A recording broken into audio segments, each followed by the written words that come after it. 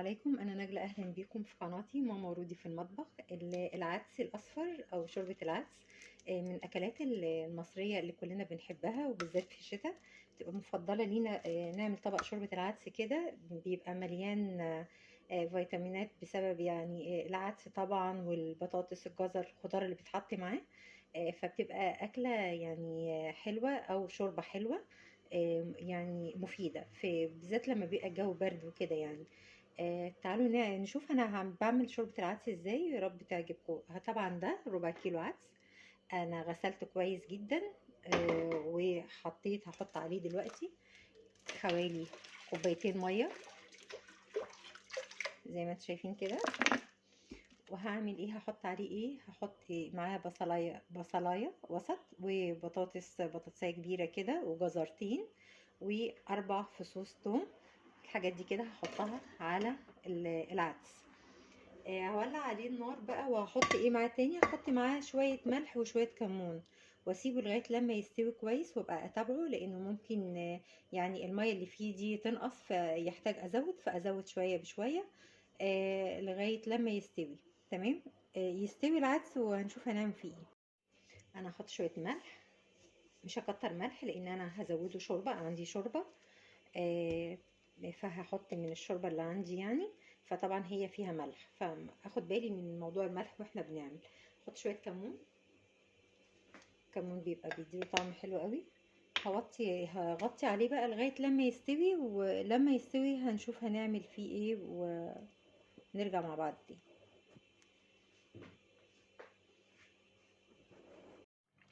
في حاجة بقى عمالة اقول انا ناسية حاجة، ناسية ايه؟ ناسية احط الطماطم.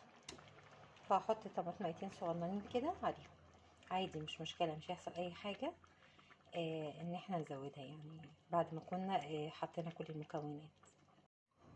بصوا استوى، كله استوى اهو، حتى الطماطم اللي حطيناها واحنا شغالين كده استوت. يبرد بقى ونبتدي نفرمه علشان نعمله ايه؟ الشوربة. اوكي. انا كده بحمر الشعريه بتاعه الشوربه لغايه ما تاخد اللون الذهبي اللي احنا عارفينه، بعدين اضيف عليه الشوربه اللي انا ايه كنت عاملاها بتاعه العدس. طبعا فرمتها ومجهزاها، تاخد الشعريه اللون الذهبي بتاعها واضيفها على طول.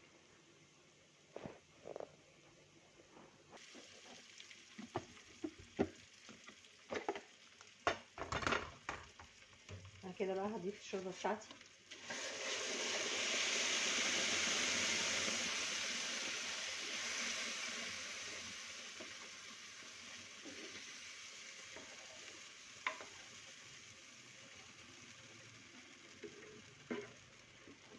عندي بقى شويه شوربه هضيفهم بقى عليه. شوربه مثلا عندك شوربه فراخ، شوربه لحمه، اي حاجه زي كده ممكن بقى ايه تزوديها، تبقى طعمها حلو قوي. طبعا احنا هنزود الشوربه بتاعتي، وبعدين لما الشعريه تستوي خلاص كده معناها ان الشوربه بتاعتي استوت. تمام. نجيب الشوربه عشان اضيفها ونرجع تاني مع بعض.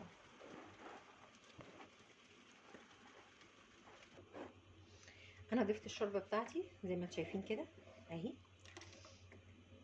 هفضل بقى ايه متابعاها لغايه لما الشعريه تستوي. الشعريه استوت، هحط بقى عليها تركه تخلي طعم الشوربه في حته تانية. آه تستوي بس كده، وهقول لكم هحط ايه عليها. تمام. بصوا من وقت للتاني كده لغايه ما الشعريه تستوي لازم اقلب كويس، واجيب من تحت كده علشان الشعريه بتنزل لتحت وتلزق، علشان ايه ما تبصش يعني، ما تتلسعش من تحت. تمام. بصوا تبقى لازقه تحت ازاي، لازم اقلبها كويس علشان ما تلزقش ايه في قاع الحله.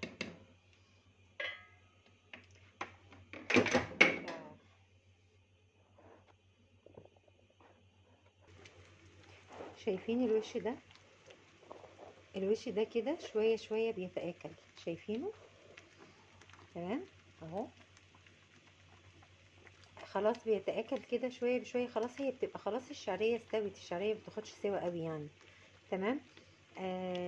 لو حسيناها تقيله، يعني انا حاسه ان هي تقيله شويه اهو، ممكن ازودها بقى ايه شويه ميه عشان انا عايزاها خفيفه شويه ما تبقاش سميكه قوي.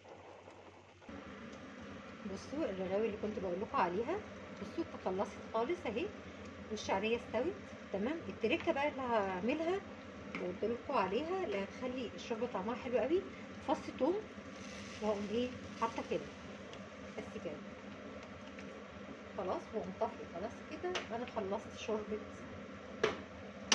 العدس بتاعتي زي ما انتم شايفين. فص توم واحد واقوم حاطاه، عندي شويه تاني من التومه عشان انا هحطها بس على ايه، على العيش اللي انا محمصاه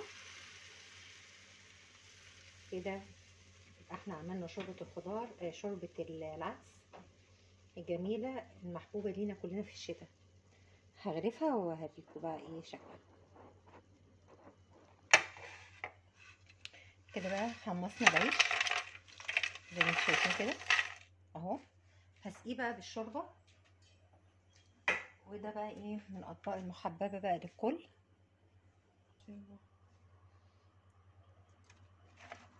ماشي محمص ده بقى اللي كان فيه ايه فص الثوم اللي حطينا منه شويه على الشوربه، حطينا برضو شويه على العيش زي ما انتم شايفين كده. في ناس كتير برضو بتحب الشوربه وتحب الايه الفته بتاعه العدس، فاحنا هنعمل الاتنين الشوربه والفته.